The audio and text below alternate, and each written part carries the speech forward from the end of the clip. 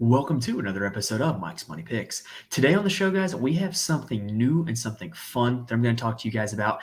We're going to be talking about a new game that I have personally and very much enjoyed the last 2 summers. I am very much a believer in this game, and I want to do my part to help grow this game because I've been enjoying it, and I think a lot of you guys who are regular listeners to the show would enjoy it as well. We're going to be talking about college fantasy football, aka CFF best ball. So basically, think about what you know about best ball drafts like on Underdog and DraftKings, and think about what you know about college football. It's going to kind of combine the two together. I've done a few drafts of this CFF best ball in the last 2 summers. I personally really enjoyed it. I'm a big-time believer in this. I'm a big-time believer in the growth of it as well. So what we're going to do on this show is we're going to tell you everything that you need to know, whether you are a casual college football fan, whether you are a seasoned NFL best ball bro, whether you're just a guy who plays college football DFS occasionally or just watches college football on Saturdays. We're going to tell you what you need to know to play CFF best ball this summer and really every summer after that, because I do believe that this thing is going to grow and it is going to take off. Now, also, I am not the most experienced person in the world in this. This is just something that I've been doing just a few times in the last 2 summers. So I brought on an expert, and we're going to have some really good discussions on how you can start playing CFF best ball here in 2024. So if you're new to the channel, if you like what you see here today, we're going to have some more CFF best ball content this summer. So make sure you subscribe to the channel and you can come back with us. And then obviously once the regular season for college football starts, we're going to have our weekly DFS preview and pick show. So make sure that you are here for that as well. And if you like what you see on the video, please hit the like button. It really does help me out a ton, and I really do appreciate it. But let's go ahead and end the introduction right there, and let's go ahead and dive into it. All right, so I'm joined by Josh Chevalier of FantasyPoints.com. And if you do not know about Josh is one of the best in the business when it comes to writing about college fantasy football and college football DFS. A lot of great stuff that he produces, and I actually think he's the one that got me into this format last year on Twitter. So super happy to have Josh here. Josh, how you feeling about talking about best ball today? Dude, this is my favorite thing. I'm 40 best balls into this year, maybe 50 at this point. So this is a topic that I love. I love to, evangelize basically about best ball CFF. I think it's the best entry point into this type of stuff. And I 100% agree with that. Yeah.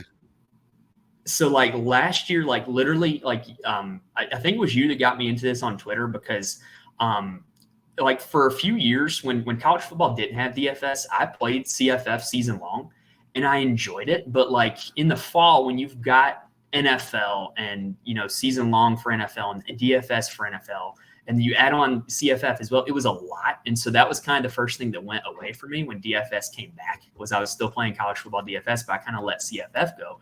But what I love about best ball is there's so much little work required after the draft. Like, it's not something that you have to check weekly. It's draft it and forget it. There's a very low barrier of entry. So I'm really hoping that if we get this out to people and let them know that best ball is a thing, we can get a lot more people into this. And that's really one of the purposes of the show today is I want to make this very accessible for more people. I want to expand the game, grow the game, as a lot of people say. And so, yeah, I'm really looking forward to talking about this here with you today. Well, and I think from my vantage point, and we both talked about how we're into DFS, right? Mm-hmm. And for those that are into DFS, what I found is that the more that they've done these best balls, the better prepared they are for DFS. Because some of this stuff for some DFS players, they're coming in with limited knowledge of some of these smaller teams, right? Or the G5 teams, whatever you want to call them. But drafting in these leagues, there's the guy that runs it, Carp, Golf. He's the primary guy that does a lot of these best balls. He killed it in DFS this year. And he will tell you that the primary reason why he killed it is because of familiarity with names from doing best balls in the offseason, which is why he's doing them so many of them this year and pushing it so hard. It's because this is his prep for DFS. Big shout out to Carp, by the way. He's ran every draft that I'm in. If you want to reach out to Carp at CarpG926 on Twitter, he's the guy that runs these. And so if you want to get into some best ball drafts, you can reach out to Carp. You can reach out to me. You can reach out to Josh. Like we'll help you get you in these drafts if you're watching this at home and you want to get in these drafts, because Carp starts a new one almost every day, I feel like. Like he starts more than I can get in. I like the finish one before I start the next one. So but really. Totally. what you said about DFS, that's so perfect because I found that last year, like once the season started, week 0, week 1, week 2, I knew who the starters were for these teams. And so, DraftKings sometimes didn't. And so you had some really easy value that you could take advantage of because I had done research for best ball. I was able to be on top of it in DFS. In those first few weeks, I absolutely killed it because of the research that I had done on the front end. Yeah, absolutely. Yeah, I mean, there's no better, honestly, like there's no better advertisement for why you should be involved in best balls than this right here. Correct. So let's go ahead and talk about the draft itself. So the drafts that we do, the ones that we've been in with Carp and the ones that we've been firing away all summer, they're 30 rounds, which sounds like a lot, but your website has a great tool for this. And I will shout out Fancy Points. You guys have free ADPs for these college best balls, and they're great. Like they will help you know kind of who to draft when, or like how many rounds you should wait to try to draft this guy. Now, not everything's always going to go according to plan. Nothing ever does in best ball, but one of the best tools, if you're thinking like, holy crap, 30 rounds is a lot, go log into Fancy Points, go get yourself this ADP for free. Use it to help you get you through those rounds. Yeah, and go ahead. I think one of the things to say too is that we do these on Fantrax, right? And Fantrax is a great site, but they don't have ADP on their site like most drafting sites would have. And so, yeah, that's why we created this. Is because, man, we want people to get involved. But without ADP, if you're new and you just don't know, then it's really hard to start like fishing in a pond where you're like, I don't even know what type of fish are in this pond or where to draft them.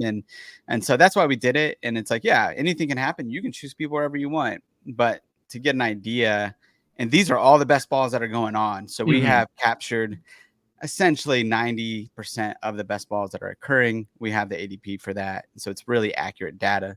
And like you said, it's all free. So one thing I wanted to pick your brain about is, you get 30 rounds. And if you're familiar with NFL best ball, right, you basically draft your entire team. And at the end of the week, it's automatic who starts for you, depending on who scored the most points. You don't have to start, set a lineup. You don't have to do waiver claims. So the one thing that really kind of blew my mind last year and how college was different was you start 2 quarterbacks in college. So that really brings together a lot of possibilities with roster construction because you want to make sure that you have 2 good quarterbacks on any given week, right? And so I have been building my teams. You get 30 rounds. I have been going with 6 quarterbacks, 10 running backs, 10 wide receivers, and 4 tight ends. Do you think that is the optimal roster construction, or do I need to start deviating from that? Yeah, no, I really do. I think that's exactly. I did a show with Carp on best ball back in February, talking about roster construction. I said the same thing: 6, 10, 10, 4, 6 QBs, right? 10 running backs, 10 wide receivers, and 4 tight ends. So I love that. Yeah, the biggest thing is because last year I started off very green in this, and like the first guy I drafted was Drake May. And, he was great, right? Like he was no problem. But the problem was finding that second quarterback every single week. And I don't think I drafted enough to give myself good options. That's why I've started going with 6. That way, if you got a guy who's on a bye or you got a guy who's playing Georgia or Michigan that week, you don't want to end up with them starting in your lineup. So if you get 6 quarterbacks in, you're going to have plenty of options that somebody in there is going to have a good matchup. Somebody in there is going to have a good game. Yeah. And, one of the things that is unique about CFF, I don't know if it's unique. I think it's the same in the pros, but man, Konami code quarterbacks, as they've been coined, or dual threat quarterbacks, basically, are what you want to go after. Now, with dual threat quarterbacks, there's the risk of injury, right? Because they're running the ball more. And so you definitely want 6 because, man, if your quarterback is out, for a significant period of time, then also you want some other guys that come in. So you want to optimize not only your points every week, but also just baking in potential injuries because you're going to go after rushing QBs with rushing upside in CFF. Absolutely. And really, if you look at the teams that are successful in best ball, it's really teams who, I don't want to use the word ran well because that makes it sound like it's kind of lucky, but teams who were optimally constructed that when injuries happened, they were built to replace guys or, didn't have a lot of injuries happen. Like just, you can construct your team in a way that the injuries aren't going to affect you very much at all. Like last year, I think you actually won one of the leagues that I was in last year where you had Jonathan Brooks and CJ Baxter from Texas. which Yep. was like just in hindsight, like one of the best strategies ever because they were available very late in drafts. And when Brooks went, great as Brooks was, when he went down, you still got all that production from Baxter as well. So like that strategy also, that's something that can really work is drafting multiple running backs from the same team. Yeah, and we'll talk about that a little bit tonight because Mm-hmm. two of the backfields that I did that with last year, I did a George Halani, and Ashton Genty from Boise State, and the Texas running backs. And it's like the beauty of best ball is like you don't have to get it right if you just get both of them. And Right. Halani got hurt and Baxter got hurt, and then the second running back that most people are getting, Brooks Mm-hmm. and Genty, are the ones that went off, and they went off. I mean, they did Yeah, really for real. well. Yeah, So, Genty's going to be a guy we're going to talk a lot about later yep. because the season he had last year. So one thing that I thought about also is when you draft individual players, like you're going to make a decision on like this guy or that guy. I think the upside should always be like the determining factor. And so, really, for quarterbacks, the upside is going to come from the system they play in and the schedule they play. So, if I'm taking a quarterback, I want to take one that is going to be in a system that's either going to run them a lot or is going to throw the ball all over the yard. I don't want to draft a quarterback if all they're going to be doing is handing off. And I also don't want to be drafting a quarterback if they're going to be going up against a bunch of tough defenses week in and week out. I want to draft quarterbacks that get caught in these shootouts that you see in the Big 12, Pac-12, or well, I guess Pac-12 is no longer anymore. But I want guys that are going to get caught in great games. And so that's one thing I'm looking at for quarterbacks. Do you have a similar logic, or are you looking at something different? No, totally. I mean, I think you're looking for systems and you're looking for value. So last year, right, we saw that with Byron Brown and Jerry Bohannon from USF, right? We had Alex Golish that was going over there. He's from the Josh Heupel, Tennessee system, right? And so we Super up knew tempo, super high volume offense. Yeah. totally. And, again, like there's a lot of drafting Byron Brown early. Jerry Bohannon went to media day, so people got freaked out and they stopped drafting him, including me. So I'm Mm-hmm. not like, saying that I was above that. But what we should have been doing, just grab them both. Again, Right. they were round 20 and later. So if you can find a combo of the right system and like getting the value, and we can talk about that later in this podcast Mm-hmm. of what those systems and what those plays are. But when you find it and you get it, Will Rogers was like this a few years ago at Mississippi Mm-hmm. State.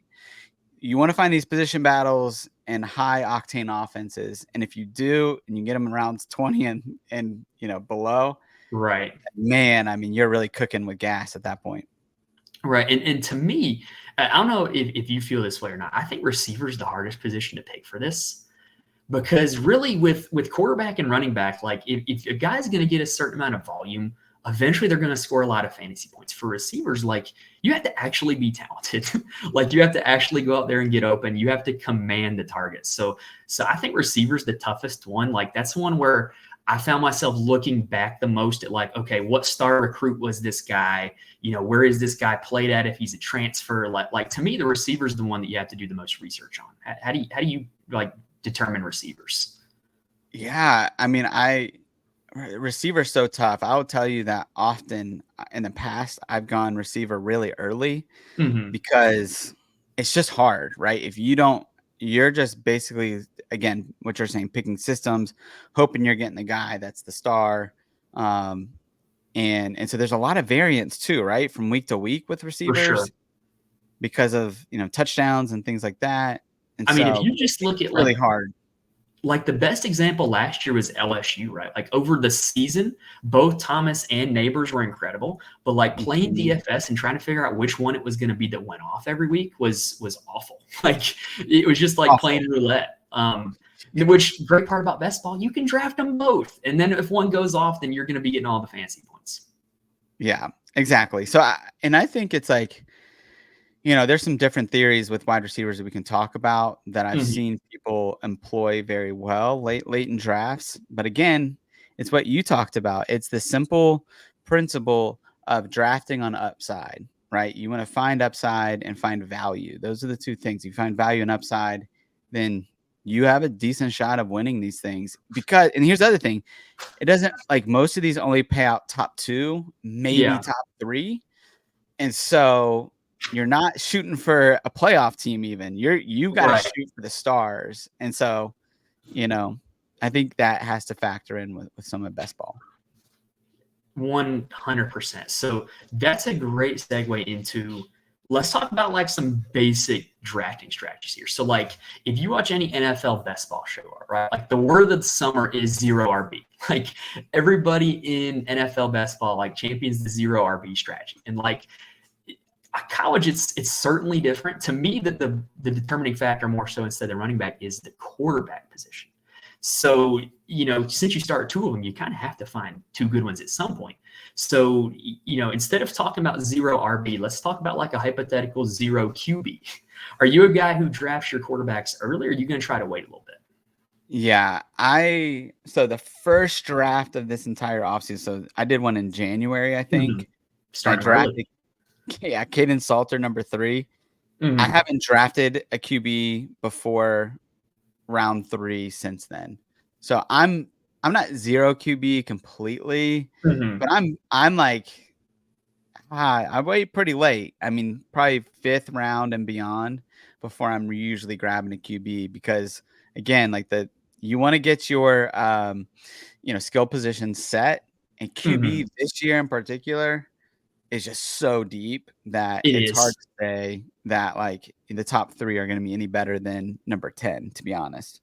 So I've kind of found myself in a similar boat. Like I haven't taken either of the early round quarterbacks, like in rounds 1 or 2 in the drafts that I've done, not intentionally, just because like I'd rather take the running backs and wide receivers that are available at my spot. Like it's not something I'm setting out to do, but it's just something that happens organically. And then there's so many guys that you can get later that give you just as much weekly upside as the top quarterbacks. Like so looking at it, if we're looking at fantasy points ADP. I can actually pull that up here. If we're looking at ADP, the top 2 quarterbacks are actually the only 2 that I would even like remotely close to willing to draft him in the first 2 rounds. Would be Caden Salter of Liberty and Byron Brown of South Florida. Those 2 guys, they're both dual threats. They both play in systems that are very up tempo, gonna score a lot of points. They both have fairly weak schedules. Like Caden Salter last year averaged 31 fantasy points per game, 7 games over 35 fantasy points. Byron Brown also averaged 31 fantasy points per game, 6 games over 35 fantasy points. So like both of those 2 guys to me are home run picks if you do draft them. But like we said, like it's so hard to advocate for drafting it when there's guys further down the board that you can get. Yeah, I mean, a guy that's even on here at number 5, right? Like Nico Iamaleava, right? He's taken Mhm. over there for Joe Milton. I mean, this is a guy that played Iowa in a bowl game, crazy good defense. Mhm. He scores 30 fantasy points and didn't Yeah. play particularly well. And so again, it's this rushing upside. You got Jackson Dart, right? I mean, he's there. Mhm. I don't even know where, like, number 9. I mean, this is a guy that could totally. They just got rid of Quinshon, not got rid of, but Quinshon Judkins hit the portal. Transfer. They have Yeah. about 4 or 5 running backs that are coming in. Most of them can catch passes. I mean, this is going to be a guy that's going to put the offense on his back, and they're going to score points. And so Jackson Dart, right? He's another guy that can Mhm. score 30. So, again, the difference between Jackson Dart and Caden Salter, it could be very little this year.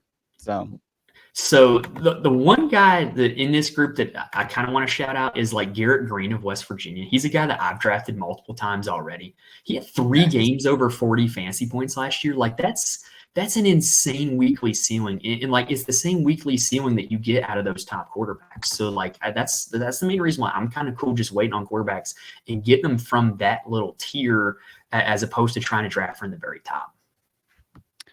Yeah, I mean, totally. And then you got a guy like, I mean, I guess Jalen Milroe is going pretty high, but he's a guy too that just so much upside. I mean, you see all these other Mhm. guys, Avery Johnson, Thomas Castellanos, Jackson Arnold. These are all guys that are in good systems, but they can run the ball, and Mhm. they're gonna get you. Avery Johnson's another one. Didn't look particularly great against NC State, who's a good defense, and he puts up 30 points in the bowl Because of game. his ability to run the ball. Yeah. Yeah, and so there's just like when a guy runs for 70 yards and a touchdown, what he needs to do to get to 25, 30 fantasy points is not much. And a lot of these guys you see, they're not even good quarterbacks. You're not going to see them in the NFL necessarily. Right. They're dual threats. And so again, it's the same thing in the NFL, right? I mean, those that play NFL, there's guys that are just dual threats. Who was it last year? Justin Fields, right?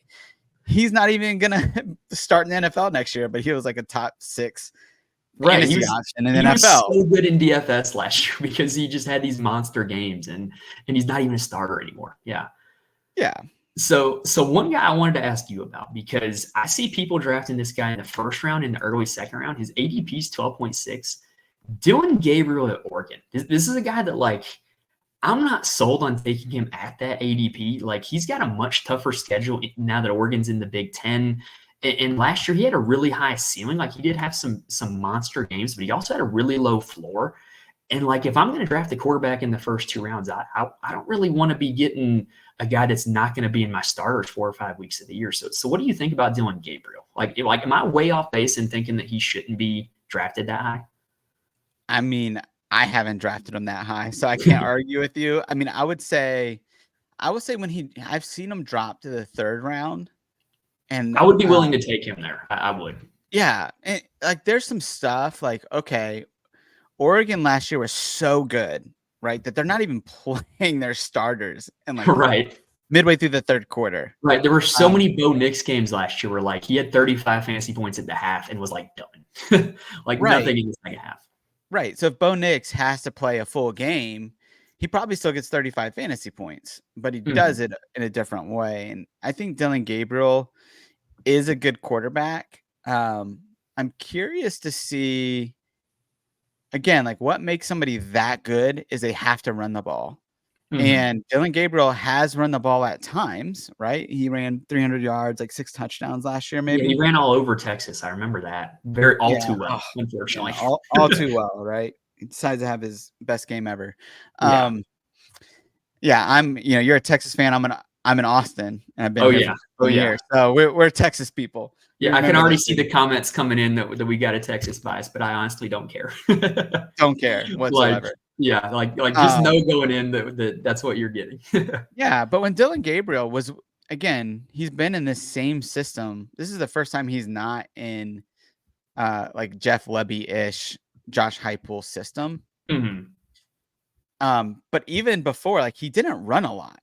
And so I'm curious to see if Will Stein, the OC at Oregon, if he runs him a lot or if he protects him, because what's behind him is young. It's Dante Moore. It's Austin Novostad. I don't know if they certainly aren't going to make a run in the playoffs.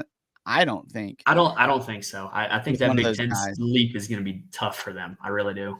Yeah. So so the question is, are they going to feel comfortable running him? I don't think so. So if you're not getting the rushing upside with Dylan Gabriel, then yeah, like you shouldn't. Again, all these other guys on the list until you get to Shedeur Sanders at 7 on the ADP list are all guys with rushing upside. And so Gabriel, and that's part of why people are drafting him. And Gabriel hasn't always shown that. He's shown it 2 of his 5 years of starting, but the other 3 he did not run very much. Yeah, and so it's just really, to your point too, like really after Shedeur, it's a lot of running quarterbacks. I think Seth Hennigan, I wouldn't put in that description. Right. But like other than him, it's a lot of guys who are going to get you points on the ground. And I'd just much rather have one of those guys than a guy that I don't know what you're going to get out of him this year personally. Yeah, totally. I'm with you. It is interesting the way that people are drafting though. Tez Johnson and Evan Stewart are both going in the first 2 rounds as wide receivers with Oregon. And so again, I mean, that whole system is getting stacked. Right. But we'll see. I mean, I think Dylan Gabriel, I would rather have all the other pieces than Dylan Gabriel, to be honest. I'm with you on that. But with where it's mainly for me, like cost. Like I just don't want to draft him with my first pick. I just can't do it. Absolutely. So perfect segue, because if we're not going to be taking a lot of quarterbacks with these first few picks, we got to be taking running backs and wide receivers, right? So I've seen drafts this season where both me and you have had the number 1 overall pick in drafts I've been in. And we've both taken Ashton Jeanty of Boise State. So what makes Jeanty, in your opinion, the number 1 overall pick? Well, I mean, what's crazy, I think he was the number 2 overall fantasy points per game running back last year. Not overall, but fantasy points per game. And he did that while sharing the backfield with George Holani. I mean, Yeah. George Holani was not there the whole time, but when he wasn't there, the numbers are insane.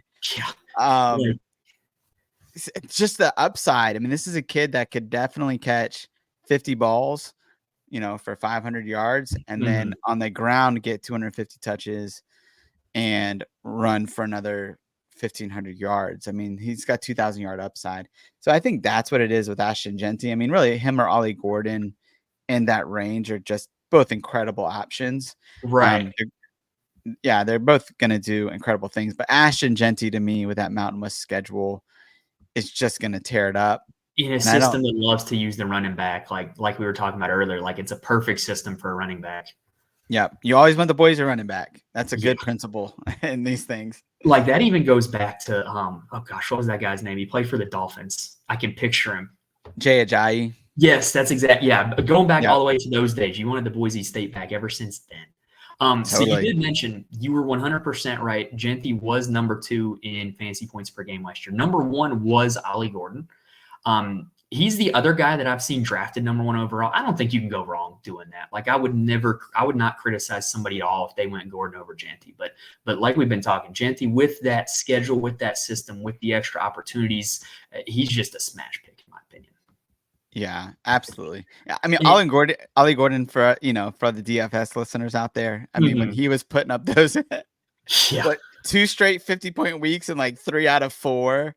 Right, and then he has the game against Central Florida where he gets benched for fumbling, and so many people played him. I remember that. That was me. Magic. I played him.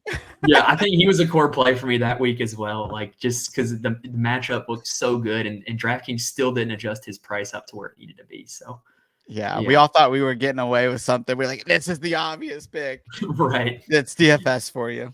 So if you don't get the number 1 overall pick, there's some running backs here that are still, being taken in the late first, early second that I like a lot. I've taken Amari Hampton actually ahead of his ADP.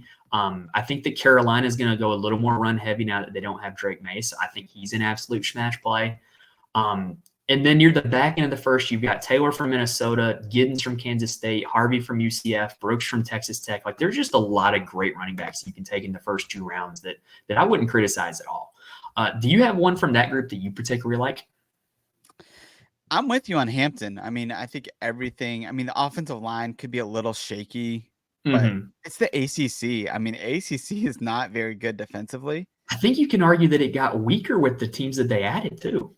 Yeah, absolutely. And, this is what, if you look at Drake May from last year versus the year before, the numbers are staggering as far as the way that he struggled with Chip Lindsey as the OC. That's because Chip Lindsey wants to run the ball. Exactly. It all ties back to what we started talking about at the beginning. You want volume, you want system, and he's going to have it this year. So I love Hampton this year. Yeah, and he's only going to get better as a junior. I mean, this is a kid that improved a ton from year 1 to year 2. And, his upside, he's a hard worker. He's a good player. And so he's only going to continue to trend up. So I love Hampton. I do love Phil Maffa. He's number 9 on here, but he's been trending up. And he's just a guy. We saw what he did last year in DFS, right? Sorry, I keep bringing up DFS, but well, I mean, it's the perfect segue for somebody who's new to best ball. If you play DFS, you're going to remember some of these guys, right? Yeah, and when Shipley was out, right, Maffa went off, and even when Shipley came back, too. Yep. And so Maffa without Shipley is in really no backup other than a true freshman that's going to even compete for carries. So again, you talked about a volume. Clemson, like we know Cade Klubnik, right? I like Cade. He's an Austin native. But he struggled. Yeah. And so Phil Maffa is going to get the ball a lot. I mean, they're going to be a run first team. They got 2 freshmen that are going to be starting on the outside potentially at wide receiver. And then you got Antonio Williams. But so they're going to depend on Phil Maffa to run that ball. And so he's going in the end of the first round, and you should draft him there. You should hope to get an end of the first round pick and get Hampton and Maffa in that range. I like the Maffa call as well. I've gotten a lot of Taj Brooks as well. He's a guy that I think I've gotten on 2 of my teams so far. Just a guy that last year got carry after carry after carry in the Big 12 is especially with Oklahoma and Texas leaving. That's a lot of weak defenses that he's getting those carries against. And Mike, he did what 290 carries last year or something like that. Insane. Like his workload, just like you can't go wrong with picking a guy with that workload. Yep, and he got 29 receptions last year for like 69 yards, which is the weirdest stat. That is a weird but you stat. Go, yeah, but 29 is actually replicable, right? Yeah. Like 69 is like is he going to get 2.8 yards per reception or whatever that is? Again, probably not. He's probably going to get at least 5 to 10 yards per reception. So you're looking in the 200-yard range. Mm-hmm. So, I think there's more upside with him as long as that offense can, be more efficient than it was last year. Right. So we've hit on early round quarterbacks. We've hit on early round running backs. So let's talk about wide receivers a little bit. So we've talked about how this position's a little bit different, right? You want guys who are going to earn targets. And really looking at it, the top 3 guys there are all guys who earn a ton of targets, really top 4, I would say. McMillan, Horton, and White all averaged double-digit targets per game last year, and Luther Burden was not very far behind. I don't think I would, criticize anybody for taking any of those 4 guys in the first round, or even if you can get them in the early second would be great. I think my preference to them would be Burden, but I want to hear your thoughts. Do you have anybody who stands out in that group? Well, I have one that stands out as they shouldn't be in it, and I'll tell you why. So Ricky White, right? He had 89 catches for like 1,400 yards, ton of touchdowns last year. So there's a guy, 229 Rebel Way on Twitter. He's a huge like UNLV insider, and he told me, because I was drafting a lot of Ricky White early, he was like, hey, they want to scale back the passing attack and with Jaden Mayavigan and with the go-go offense, they want to run the ball a lot more.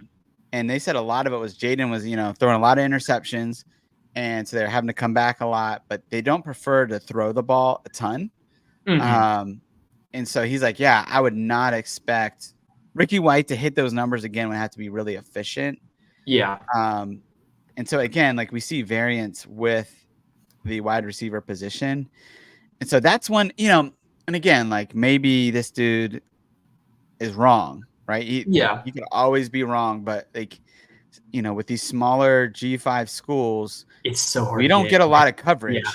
And so when you have an insider, I mean, this guy's, has 2 super weird connections to UNLV that are just like, I get some information, but that's one of them where I'm like, whoa, like, I don't think I've drafted Ricky White, but like once since the first 10 drafts, because I've been scared by that news. And last year, if you go back and look at the first 2 rounds of drafts, we got so many wide receivers wrong. It's crazy. So I was just never last year. Last year, I took Tez Walker in the 3rd round, which if I had a full season's productions of him would have been great. But like, it just there's so much that can go wrong with the wide receiver position. Like, So I totally understand that calling Ricky White. I had not heard that. So very insider information from you there. I like it. Yeah.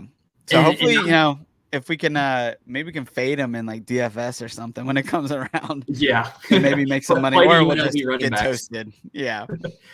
So, and personally for me, I haven't drafted a lot of the first round receivers because I love those first round running backs. And I really do like the round 3 receivers, like Kevin Concepcion at NC State. That's a guy that they just love to get the ball in his hands. Hobart's a guy at Texas State that system is incredible. And then we know about the talent of Emeka Egbuka at Ohio State. Like, to me, the 3rd round receiver is where there's a lot of guys that I like. So that's why I've been so determined to take running backs with my first 2 picks, because you can get those guys coming back to you in round 3. Absolutely. And usually Xavier Estrepo will fall in that range, and a slot receiver and a Shannon Dawson Miami offense is what you want. So you got a ton of those guys there in the 3rd round that are great. Any of those guys, honestly, like the volatility of those guys feels less than some of the guys that are above them, like Sean Atkins at South Florida. I mean, he's man, his volume was insane, but you're talking about a former walk-on. If they happen to have any of those other guys step up on the outside in an offense, like he's gonna lose the volume. And he only had 7 or 8 touchdowns. So you worry about some of that stuff with even some of these good offenses. You just, again, the volatility and the way that these things change can be difficult with wide receivers. But the third round wide receivers seem actually pretty safe. I agree 100% with you on that one. So believe it or not, we continue to land on guys who are perfect segues because our next topic is going to be stacking. So if you're not familiar with stacking, in NFL best ball, it's one of those buzzwords that everybody loves to use now. Stacking is when you get a quarterback with their wide receiver or with multiple wide receivers on the same team. And so one of the most common ones I've seen, like I said, perfect segue, is Byron Brown and Sean Atkins as the first 2 picks. And so in general, what do you think about stacking when it comes to CFF best ball? Honestly, like the first year that best ball came out a few years ago, I won like a ton of leagues. I just got, you just had a feel, you had a lucky, I had a good year, right? Yeah. I didn't stack whatsoever. Interesting. And so I just haven't done it since then. And I've had some relative success. I just think overall there's so many teams that you don't need to stack as much in best ball and in college football because there's 134 teams that you're choosing from. You want to choose the best systems. Now, if that correlates, right, because you have whatever Oklahoma, like Jackson Arnold's a good value, and so is Nick Anderson, then stack them. But stack them because they're good value and there's upside and it's a good system. That versus stacking them because it's just a principle that you should follow. Yeah.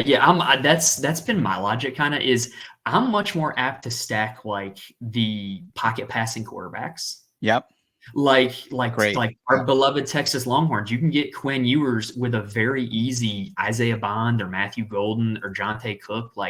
Because last year you were supported both Worthy and Mitchell for good seasons, and both of them had big time games. And so, that's one example that I like. I also love me a good late stack. Like if I've got a quarterback and we're getting late in drafts and there's like nobody that I'm looking at, like why not go ahead and stack them up? Or to me, another good example is like Torrey Horton, one of the receivers that we mentioned. You can get his quarterback, Braden Fowler Nicolosi, in like the 20th round. Why not take a chance on stacking a guy late? That's one I've been looking at. Yeah, one of my favorite late stacks, and it's varied with the players, but starting to settle on some stuff. But like you have Washington State, who is Ben Arbuckle's the OC. He's produced some great wide receivers and quarterbacks, and they're primarily pocket passers. Yeah, but you can get Washington State players in round 17 and below, and you can get Josh Meredith, who's a slot, or Chris Hudson, who's a slot, and then you can pair him with John Mateer or Zevi Eckhouse in that range as well. And Zevi, anyways, you can pick up all 4 of those guys, and you're probably going to get at least 2 of those guys are going to make pretty big, significant contributions throughout the year. So right now, the guys that I would select from those is definitely get Meredith and John Mateer. But that's still a battle at quarterback. So yeah, I was going to say that's very I've typically been Once I get Mateer, if I get Mateer around 17 to 20, I'll come back around at the end to get Eckhouse. I like that, and then stack it with Meredith. Meredith is like, and I would say like, sorry, I looked way too much into Washington State this year, but Meredith is the big play slot guy, so he's going to have your higher upside. Chris Hudson's the guy that's going to get 7 targets for 42 yards and maybe a touchdown. So, that doesn't give you quite the upside. So you can get him, right? And I was one that was doing that a lot. But again, over the offseason, we've just seen over and over again that Meredith is the guy that's going to get the 40-yard touchdown. And which in best ball is what you want. Yeah. So So when I scrolled down here, one guy that I saw was I've actually done this in a draft recently was I had Jalen Moss of Fresno State, and Yes. I was able to get Mikey Keene late. Like, Mhm. but it was at a point where like I didn't feel the need to go out of my way to get Mikey Keene. He just kind of fell to me in the draft, and I'm like, why not? Yeah. And so it was an easy decision to do that. And to me, that's when you should stack is when it makes sense and when it's easy. I don't think you need to go out of your way to try to build these mega stacks. Right. Another good stack that's late, typically is you have Mississippi State, which Mhm. is Jeff Lebby. He's the OC from Oklahoma last year. He was at UCF before that, and Ole Miss. He was at Ole Miss as well with Jackson. I think Jackson Dart was still there at that point. But he's had a ton of. I think he was also there with Matt Corral. Mhm. And so he's just like Jeff Lebby's the guy that you want for quarterbacks. And so Right. he's at Mississippi State. It's a tough schedule, right? It's a tough Mhm. SEC schedule, but you can get Blake Shapen, who they love there. He's a good fit for that system. Yeah. Sack him with, I'm gonna butcher the guy's name, Kelly Akrayi, I Akarai think. or whatever. Yeah. Yeah, that guy. Or Kevin Coleman, who's a famous for being a Jackson State kid, went to Louisville, and he's killing it in the slot there at Mhm. Mississippi State now. So they're going to play from behind. They're going to be losing a bunch of games, and so we don't really care if they win or lose.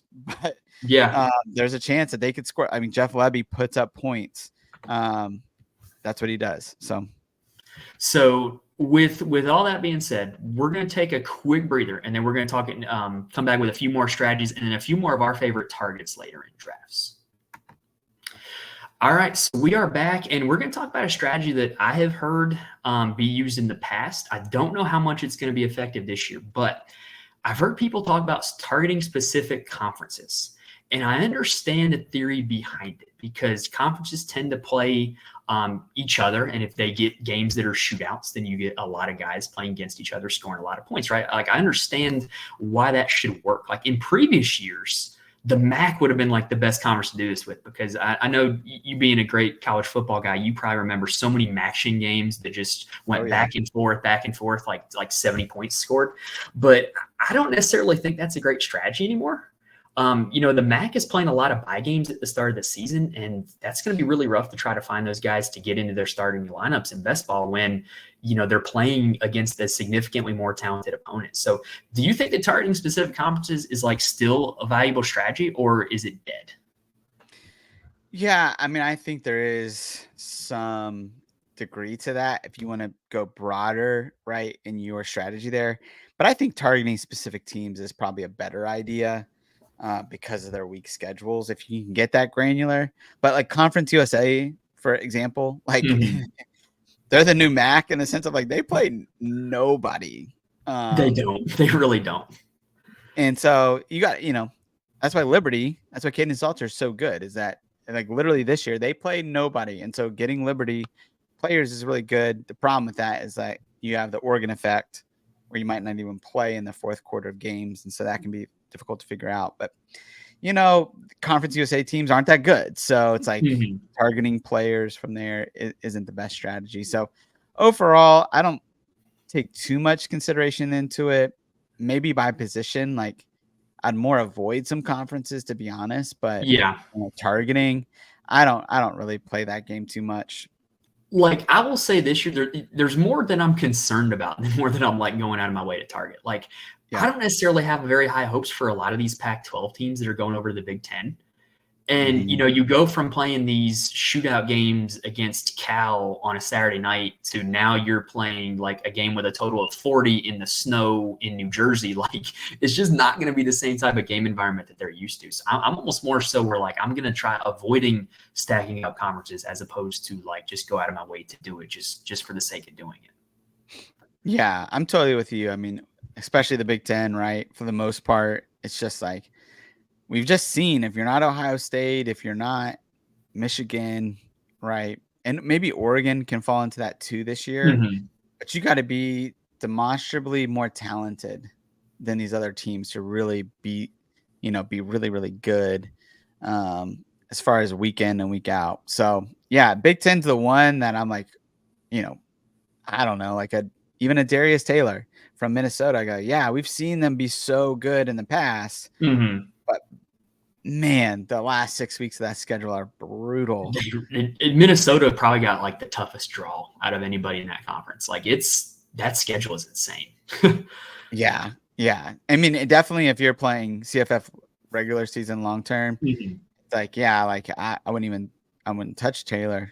Best ball, you can risk it a little bit more. Mhm. DFS, let's get him early and then Right. And then avoid fade. him when he's playing Michigan and Ohio State and those guys. Yeah, and Wisconsin and all those guys late.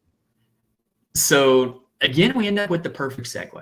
We managed to do this all the time. So, if we're not targeting specific conferences, you mentioned we want to target specific systems, right? So like there's so many times in college football where you look at like the last decade where like a certain coach or a certain team, like they're whatever, insert X position here, that guy goes off, right?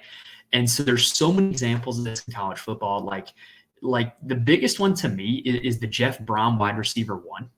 And if you're not super seasoned with Yeah. college football watching this, like Jeff Brom was at Purdue, he had receivers like Rondale Moore and Charlie Ross that just got fed the football. Now he's at Louisville, and last year they did it with Jamari Thrash, right?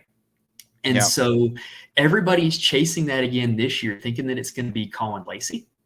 And so he's going very highly in drafts. And to me, there's a chance that it might not be Colin Lacey. I think that Ja'Cory Brooks might have something to say about that. But like that's an example of a system where historically it's led to a lot of fantasy success. And so why would it not continue to lead to more fantasy success? So are there any that come to mind for you in that regard? Yeah. Well, yeah. I mean, I think Jeff Brom is a great one. And I would throw Chris Bell into that, right? Yeah, Like he's Chris another guy Bell that could is vie for that spot. right. And okay, so this is a big debate among me and my friends within college fantasy football. It's like Mhm. because we are huge on system, but we also understand with system they target certain like slot or outside wide receivers. Mhm. Well, every Brom wide receiver one has been an outside guy other than Rondale Mhm. Moore, and this is where Colin Lacey makes it difficult because he moves around, so he could Mhm. be the guy, he could not. Well, Chris Bell is outside and Ja'Cory Brooks is outside, which is why you're saying it could not be, Colin Lacey. Right. And I totally agree. Where are you getting Ja'Cory Brooks and Chris Bell in most drafts? Rounds 20 Much and later. later. Yeah, Yeah. much later than Colin Lacey. And so I've gotten Brooks in like two of the ones that I've drafted with you so far, just because like I'm willing to take the chance that he's the guy with like a 20th round pick. So, Yeah. to me, that's a chance worth taking. Yeah. The other ones that come to mind for me for this system, like you think about like the Lincoln Riley quarterback, Totally. from when he was at Oklahoma and then having Caleb Williams at USC. Now it's Miller Moss. Yep. And he looked great in that bowl game. I'm very much willing to draft him. I don't think he's quite in that same tier of quarterback like we were talking about earlier with with like King and Green and Nico. Yeah. Like I don't think he's in that tier, but he's a guy that I'm willing to draft a little bit later just because if he's the next in this line of succession, then he should have a good year. Yeah. And we mentioned Boise State running backs earlier. Mhm. Well, again, this swear this isn't a homer, but Steve Right. Sarkisian, running Mhm. back, they are unbelievable. And he Mhm. wants to feed one guy. You just got to figure out which guy it is. Right. But Texas running backs are absolute gold in fantasy football. And so, yeah, that's a system that you should certainly target. And we'll get into that a little bit later. But, Mhm. again, PJ Fleck, running backs at Minnesota. You got Major Applewhite at South Alabama. He was the OC, Mhm. he's now the head coach. His wide receiver one, who's usually a That's slot, That's always another one that good. I was going to mention because, it was Colin Lacey who we just talked about last year. And Yep. now it should be Jamal Pritchett stepping into that role. He's a guy you can get in like the fourth or fifth round, and he's a guy that I've drafted just because if you look at what Lacey did last year, if Pritchett does that this year, then he's going to be very much a value, even in the fourth or fifth round. Yeah. One other one that's a smaller school. I keep saying smaller. I just should just say G5, but G5, North Texas. Eric Morris is the head coach there. He was Cam Ward's coach at Incarnate Word. He is why Cam Ward transferred to Washington State back in the day, and now he's been the head coach at UNT for the last year and now this year. Well, he took Chandler Rogers, who was a decent quarterback at Yeah. Southern. I think I was at ULM. He was at ULM, but turned him into a 25 point a game guy last year at UNT. He transferred up to California. Well, in comes Chandler Morris, who's coming down from TCU down to UNT. And Chandler Morris has a good amount of talent he beat out Max Duggan 2 years ago before he got hurt. Everybody loves to forget that Chandler Morris had Max Duggan beat out, and if he did not get hurt, that entire college football season could have been entirely different. Yeah, totally. It's crazy. Yeah, and so this is a guy that's coming into a system where he could be really good and really high upside and get him round 10. Mm-hmm. So now that we've talked about that, now we're going to get into quote unquote our guys, right? So the rules here are we're going to do one each per person per position. And this is going to be a guy that you've drafted or like drafting that you're willing to take ahead of ADP and you got a good foundational reason why, right? And so you want to start off or you want me to start off? I'll let you start because I love your first one. If you're going to go. Okay, you like my first one? Oh, I love it. Okay, so the first one for me, and I'm going to actually show his page on Fantrax. This is what the draft board looks like on Fantrax if you've never been on here. It's going to be Grayson McCall at NC State. This is probably one of my favorite quarterbacks to draft. I haven't been able to get him in every league because he started to go a little bit earlier. I think people are kind of catching wind on how good of a pick this guy is going to be. But for Grayson McCall, he was QB6 overall back in the 2020 COVID season. So you know that he has a ton of upside in him. He's got an offensive coordinator, Robert Anae, I hope I'm pronouncing that right, at NC State, who's a really QB-friendly coach. Like last year, Brennan Armstrong scored over 20 fantasy points in every game but one. And I think Grayson McCall is a little better than Brennan Armstrong. And so I really think that McCall, he's an ADP of 172, 32nd quarterback off the board. Like you can get him like the 13th round. I think McCall is going to be my guy at the quarterback position this year. And I love that. Yeah, there we go. Now we're good. That's okay. I don't even think I shared my guys with you, so I apologize. But that's all good.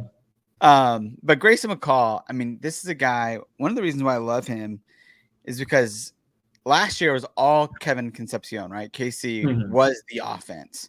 Well, this year they brought in Noah Rogers, who's a former 5-star from Ohio State. He's a really high upside guy. You got Wesley Grimes coming over from Wake Forest, who's another guy that's a pretty highly rated recruit.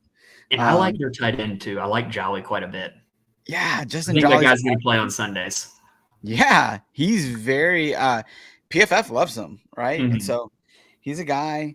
I mean, so they're stacked at the wide receiver position. And there's a guy that I'm forgetting off the top of my head, but they have another guy they brought in on the outside who's really good too. And then they have two freshmen that they're bringing in that are incredible. So get this, I actually coached against one of those freshmen. No Terrell way. Anderson. He's good. The truth. Like I don't know if it's going to be this year, but at some point in his career at NC State, he's going to be really good. Yeah, I coached this season against a team that they had Terrell Anderson on one side and then Alex Taylor, who's a 4-star at UNC on the other side, and we could not cover them, and nobody could cover them. Like you just can't compete with that. So yeah, that's crazy. Yeah. So, anyways, like they are going to be stacked at the wide receiver positions this year. And so, yeah, so Grayson McCall, he's got to do is distribute. And then they like to run the quarterback, as well. And so he could get 5 or 6 touchdowns on the ground for you. So I really like Grayson McCall in that range. So who's your quarterback? I'm curious. Yeah, so I went with Avery Johnson. So I have a list of guys that I've drafted. And so Avery Johnson's one of my most drafted guys this year. And so I just love his upside. I mean, again, he's a guy, major dual threat. You can see here, right? He scored 30 points in the bowl game, and he only threw for 178 yards and then but he ran for 71 and a touchdown. He had a 5-touchdown game during the regular season when he came in relief. Yeah, he wasn't even the starter. Yeah. And I remember the biggest thing I remember about that game is I had Will Howard in DFS. And like you just keep checking the box score and like you see, Kansas State scored again. Was it Howard? Like, no, it's Avery Johnson. I'm like, what in the world? Like, yeah. He's the type that he's kind of like a Lamar Jackson in the sense of like he's the best athlete on the field and he's playing quarterback. That's probably the best way to put him. that to me stood out in that NC State game. Like that's a legitimately good defense. And he was Yes. still able to break tackles, make guys miss, use his speed. Like his rushing ability really impressed me in that game. And if he's able to get more polish as a passer, this guy could be really, really good. Yeah. And so he's just a guy that for me, I mean, these are the type of guys that I've really made money on in the past just from Mm-hmm. betting on the upside of their talent. And so, and he's in a system with Chris Kleiman that is, he's, I think, had over 100 carries for his quarterbacks in like 6 of the last 7 years or 7 of the last 8 years. I mean, it's insane. They Mm-hmm. want to run their quarterbacks. And so they're going to run Avery Johnson. He's shown, limited, but he's shown the ability to protect himself and get out of bounds and not take unnecessary hits. And so, again, if you're getting 70 yards and a touchdown on the ground, 13 points in a game, Mm-hmm.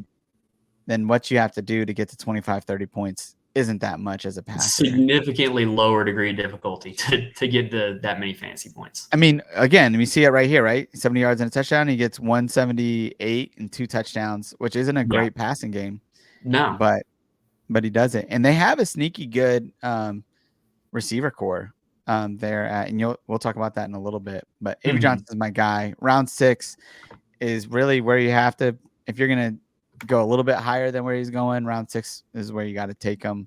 But you can get him round 7 too, if you're at the top of round 7. Yeah, I've seen him go kind of at that 6-7 turn, and to me that's pretty good value on a guy who has the upside to be a top 5 quarterback. Absolutely. So switching on over to the running back position now. I don't know if this is going to be considered cheating or not, but I've got a guy who gets dual eligibility, and that's Jacquez Stewart of Toledo. I don't know how long he's going to have dual eligibility because to me he is very much a running back. Like that's why I considered him for this segment. I didn't put him at the segment for the wide receiver. I put him at running back. So what I like about Jacquez Stewart is you're getting a team in Toledo where Penny Boone was great for them last year. He finished as running back 14 overall, and even in that, Stewart averaged 10 fantasy points per game on his own as kind of like a backup to Penny Boone.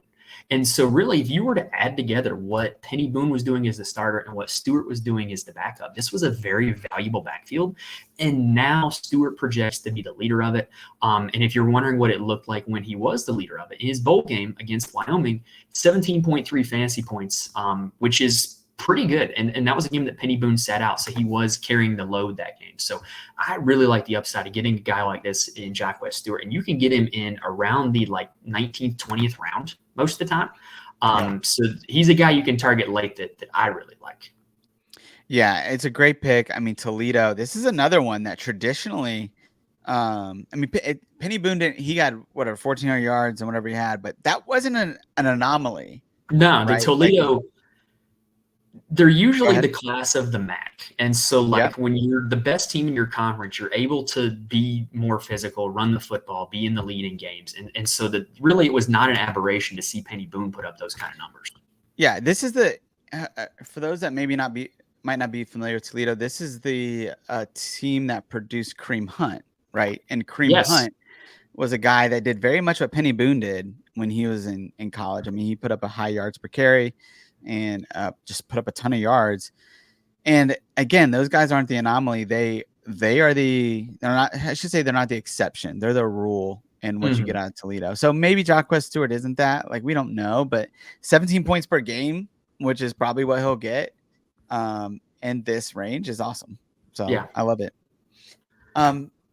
For me, I picked again, this is gonna sound like a homer pick, but Jadon Blue, and I will religiously grab him in round 11. And I don't care. I mean, here's the deal. I think the smartest play is to grab CJ Baxter in round 3 and come back around and grab Jadon Blue in rounds 10 through 12. Because Jadon Blue's gonna play. This kid was the fastest running back last year in college football. He hit 22.54 miles per hour on the in the GPS, and which is blazing fast. He is up 15 pounds from last year. So he's gonna play at 207. That's what Jonathan Brooks played at last year. Right. And I mean, he's a kid that averaged 6 yards a carry. CJ Baxter, I think, is very good, and I think will have a bright future. But they may split carries. but Jadon Blue is going to get a lot of passing work, which Mhm. in PPR formats makes him a very valuable commodity. And look, it's the same thing last year. I was grabbing Baxter in the 12th Baxter and round. Brooks. Yeah. Yeah, and I'll just grab Brooks. And so do the same thing here. One of those guys is going to go off, or they're both going to go have 15 points per game or whatever. But Blue, you see in the playoff game, right? Mhm. He had the last 3 games of the year.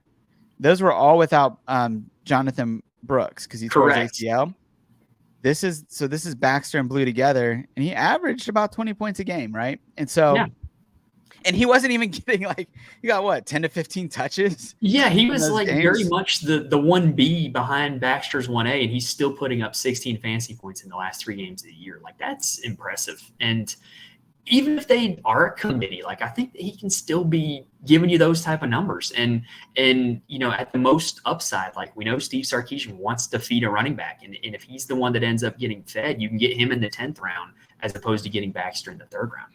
Yeah, and this is getting maybe too technical, but Baxter runs very upright. We Mm-hmm. saw it against Alabama when he was starting. He took a shot right in the chest, and it knocked him out for like a game or two, which is how Brooks got the job. Yeah. Baxter was the starter. That's what people forget. But until he learns how to lower his shoulder, which he's getting better at, but if he gets hurt, then this is Blue's backfield, and he is gonna be unbelievable. And I know we've talked about this before as well, but like Brooks last year broke off explosive runs. Baxter really didn't. And if you're looking for the profile of somebody who's going to break off those long touchdown runs, I think Blue is much more that guy than Baxter, even though Baxter is clearly very talented. Yeah, totally. And so, again, this is what we were talking about from last year. When you're getting backfields like Texas or Boise State, I don't mind grabbing both of those guys and going, look, half my picks in rounds 1 through 10 are going to be bust anyways. Right. And so if I get a backfield that's going to be amazing, then I'll take that risk for sure. Mm-hmm. And I just don't think that Blue's going to bust. I mean, he's saying this is his contract year. One more thing on Blue, and again, I'm going to hype this guy up too much, but I just love him. His running back coach, Tashard Choice, compared him to Jahmyr Gibbs. So this is the type of player he is. He said, and he said he actually can be better than Gibbs as far as his upside. So that's the type of player that we're talking about. We're not talking about just like some kid that had a lucky 3 games at the end of the year. We're talking about a guy who all of it is coming together in his true junior year. And he wants to go to the NFL. So he's trying to make his mark here. Mm-hmm. So those were our 2 running backs. So now transitioning to the wide receiver position. There's a guy that I like that you can get him around. I took him here in this draft that we did at the end of the 8th round. I like him a lot. It's Cole Wilson from Texas State. And to me, it's not so much necessarily his production as his price versus his potential. Because Joey Hobart for Texas State is also a great receiver. Right. And Hobart goes in like the late 2nd, early 3rd round. Cole Wilson goes at like the 9-10 turn or the 8-9 turn. Right. Like you can get Cole Wilson much later in drafts. And what separated them last year was not as much as the draft capital would indicate. Like last year, Hobart had 99 targets. Wilson had 98. And Wilson averaged 14.5 fantasy points per game last year. Hobart was at 19. So like the gap is not as much as that draft capital, in my opinion. In Texas State, they're another one of these teams that they run a super up-tempo offense. They're gonna throw the ball a lot, and the Sun Belt's a league where they're gonna play a lot of bad defenses. So Cole Wilson is my guy at the wide receiver position. Yeah, I think that's a great strategy too, and it's one that I take quite a bit. This is Jadon Blue in some ways. It's taking guys that are similar, right? But the ADP is much different. And another guy I do this with at wide receiver is Stephen McBride from Hawaii. Yeah. Yep. I'll do that. Instead of taking Pofel Ashlock in the 2nd or 3rd round, I'll go down and take Stephen McBride in the 5th, 6th round. I did it in this draft. Yeah, in this exact draft, you got him in the 5th. Yeah, and it's like, okay, this is a guy that similar, right? You can get lower ADP and you can just get better value for basically the same thing. Cole Wilson could absolutely be a monster this year, and Jordan McLeod's a better quarterback than TJ Finley. Yeah, I would So, agree with that as well. I like McLeod a lot too. yeah, I think that upside is pretty good. My guy is Chris Tyree. I almost put Steve McBride actually I just got a ton of them, but Chris Tyree, I get him around round 20. He's there round 18. Here we go. 18 in this one. Yeah, he's got also running back, wide receiver, dual eligibility there. But he is a slot wide receiver. Mm-hmm. And last year in the slot there, they had oh man, how am I forgetting his Malik name? Washington. Malik Washington, right? He had like 140 targets. So many targets. And here's what's crazy. I think of his whatever targets he had, 96 of them were within 9 yards of the line of scrimmage or less. 64 of those targets, so 64% of those were behind the line of scrimmage. So here's the deal. I'm not saying Chris Tyree is a good wide receiver. Right. But what I'm saying, he's a fast dude, just like Malik Washington. And he can catch balls behind the line of scrimmage all day. Yeah. And the thing is, too, with those, they're design touches, right? Like on screens and stuff like that. So it's real easy to get him the football. Like that's an easy 1 point for the catch, and then whatever he gets after the yard, like with the yards. So just easy fantasy points. Yeah. And so they've already, like, I'll be shocked if he's not playing that slot position. And again, I'm not saying he's going to be Malik Washington necessarily, but I mean, if you're throwing those design screen passes to a former running back, he's going to know what to do with the ball in his hands after the catch. And so to me, he's a low hanging fruit, 100 target guy in rounds. Well, he was going rounds 20 plus. Quite frankly, I was getting him everywhere. And there's some other guys that are in these drafts that they're part of Fantasy Points. So we talk a lot and so they know who your guys are. Yeah. Yeah. So this is 18 is actually early for him, but that's fine.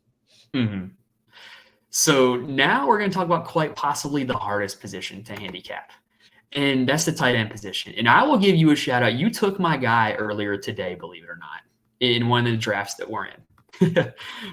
and so my guy here is Garrett Oakley from Kansas State.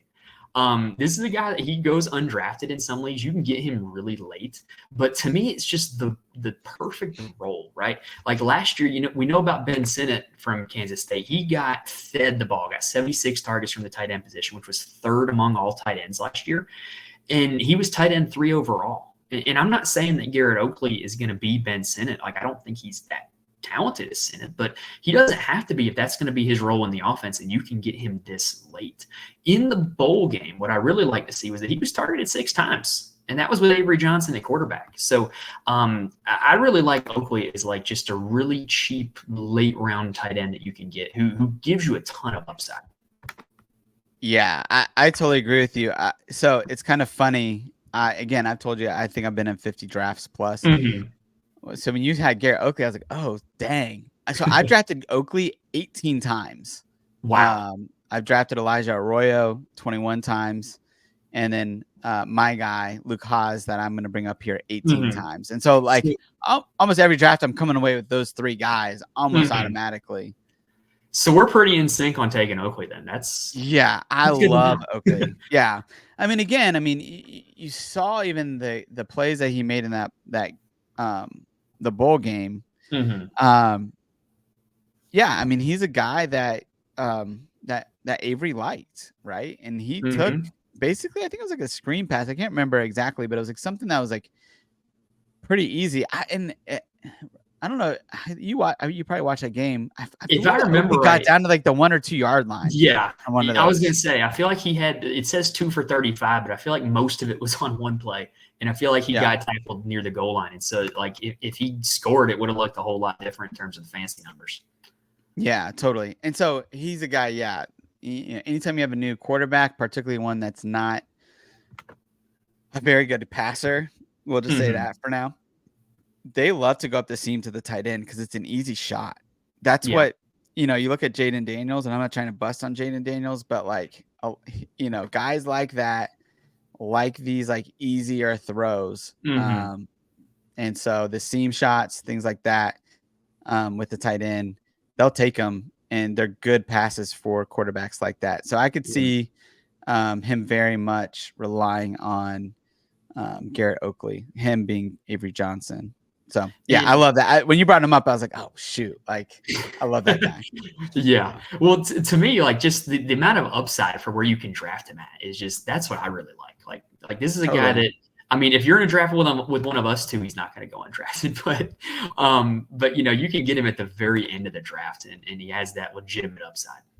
Yeah, I mean the guys that I've been picking there, Elijah Arroyo. I'll pick Elijah Mhm. Arroyo and Garrett Oakley back to back, and then another guy, Anthony Torres from Toledo, is a guy that's Mhm. been getting some buzz there. All late guys. I mean, tight end position's tough It to is. find value at, right? And so, I mean, it's just like the NFL. So, yeah, these are all guys that you can get, you know, unless we're in the draft, like you're going to be able to get them in Mhm. round 20 plus. Like nobody else is drafting them. Okay, so now that I took Oakley from you, you said your guy was Lucas. Yeah. So he is from Arkansas.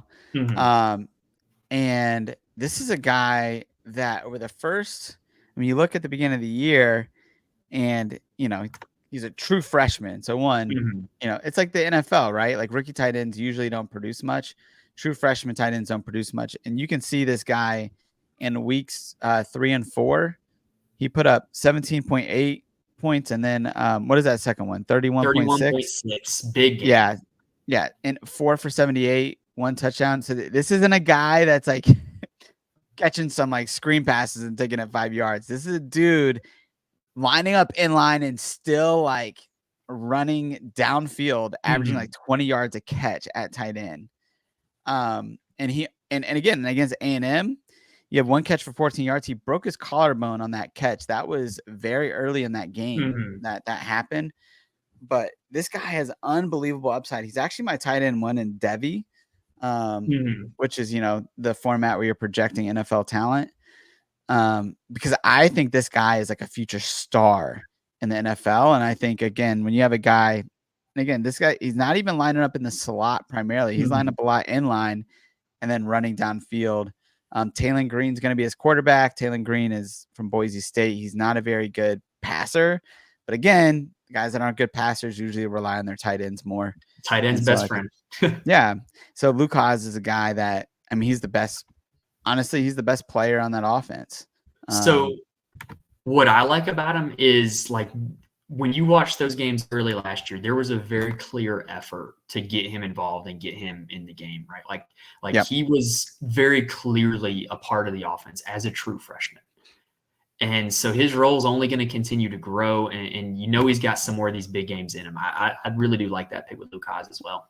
And one of the things with Luke, and I don't mean to hype him up too much. I do this with my guys. I just like love him. Well, that's what you're Uh, supposed to do. yeah, but you know, his whatever his average here is it 12.3 points per game, fantasy Mhm. points per game at the top, I Yeah, think. 12.3. Okay.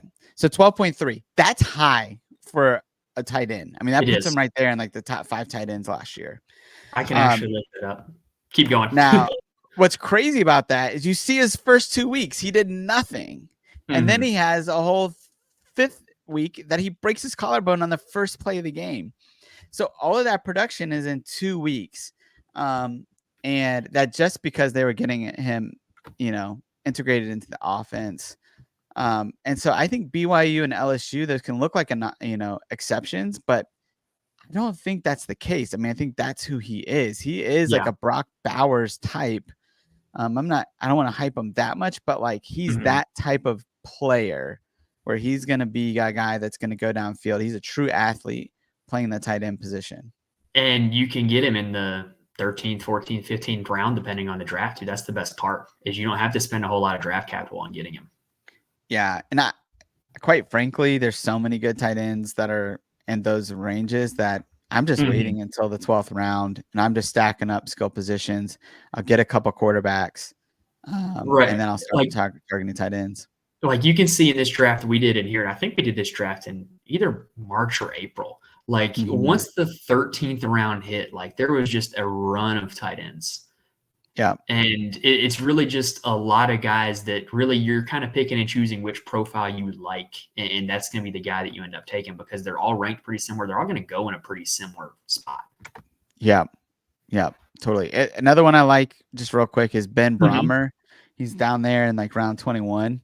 Okay. Um, Yeah. and he's a guy that, again, like a former wide receiver turned tight end, um, just super athletic. They like him a lot at Iowa State, and Mhm. he didn't do much. He was a true freshman. He didn't do much. But this is a system that typically has produced really good tight ends. This is Charlie Kohler, Mhm. was the guy back in the day. I mean, he had 3 or 4 years where he was just a top 5 Oh gosh. CFF tight end. So you have those type of guys, and Brahmer's that type of athlete.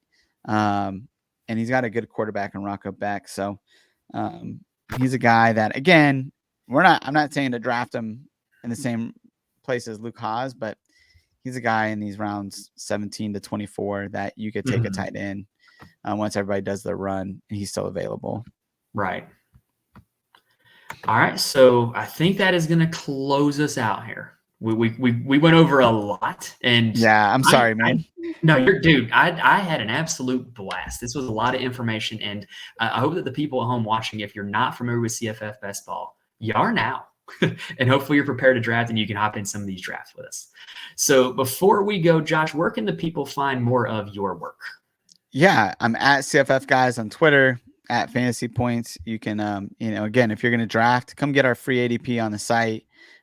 We really are just trying to really expand best ball because we think Mhm. once you get into CFF, you're going to love it. And DFS is like the gateway drug Mhm. into CFF. Um, and then from there on out, man, it's a ton of fun. So come check us out. Yeah, the free ADP is there for you. And then if you like that, then you can join us further. Yeah, and if you like this show, I'll give Josh another shout out here. Like pretty much one of the main CFF shows that I watch is you guys do the CFF All Access show on Monday nights. And you can catch that live on YouTube. You can replay it on YouTube, Spotify. If you're looking to get more into CFF, more into CFF best ball, great show. Like it's really good. Like I'm not just saying it because you're here. I'm saying it because I actually listen to it. I get some information from it. Yeah. You guys know your stuff. I appreciate that. And, I think one of my strengths in life is that I pick people that are better than me at whatever I do. And so Mhm. I picked 3 guys that are better. I mean, they're the best of the best at what they do. Mhm. They've gotten shut out of Vegas because they win too much money. We'll Yeah. just put it that way. And so Yeah. they definitely know their stuff and they're great guys. And so, yeah, definitely come hang with us on Monday nights Mhm. at 9 p.m. And again, speaking to the people at home, if you watch this and you decide that you wanted to do a best ball draft, reach out to me, reach out to Josh, or reach out to Carp on Twitter. Carp's the guy that runs all the ones that we do. It's at CarpG926. I'd love to have Carp's inbox flooded after this because Carp's always looking for people to draft. Yep. So yeah, if you want to draft, hit us up. Like, absolutely love the show that we did. I'm hoping that we're gonna get some new people into best ball. Josh had an absolute blast. Yep. Thank you, man. Me Yep. too. Yeah, thanks for joining me, and hopefully we can do another show like this sometime later in the summer. Hey, that sounds great. I'm all for it. Yeah, we'll have to come up with some new stuff to talk about though, because we Hey, got a and lot here on this one. maybe you come to Texas, come to a Texas game, and we can do a live show here in Oh, town. I'd love to. I would love to. Got to see if it's in the budget first, though. There you go. All right. Well, that's going to go ahead and close us out. As always, here, Mike's Money Picks. Thank you guys for watching and listening. If you have not liked the video and subscribed, please help me out. Show me some support and do that. We're going to go ahead and close it out. And hopefully, this show was able to help you guys with CFF Best Ball. And I look forward to seeing you guys in some draft rooms.